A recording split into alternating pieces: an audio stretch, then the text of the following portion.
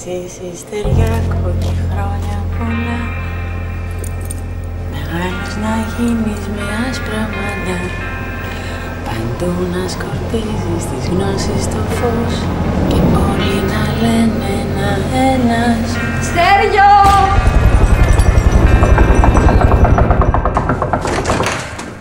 Στέργιο?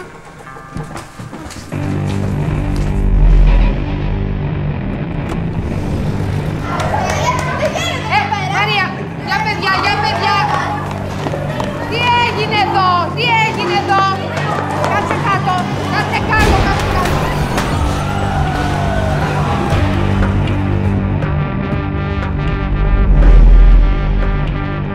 Πατέρα! Πατέρα! Τι λες, Δαγμένη?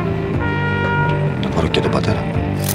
Σκεφτόμασταν κι εμείς κάποτε να υιοθετήσουμε ένα παιδί. Βέβαια με εσάς είναι διαφορετικά, είπατε ήδη την Άννα. Είναι υπέροχο αυτό που κάνεις, Στέλλα. Το θαυμάζω πάρα πολύ.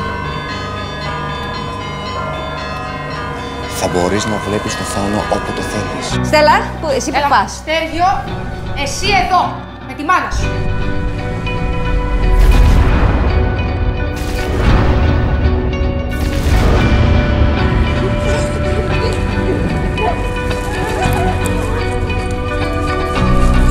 Μάνα! Μάνα! Θεοδώρα, με μέρα θα τα βάλεις ρε. Εγώ δεν σε βοήθησα.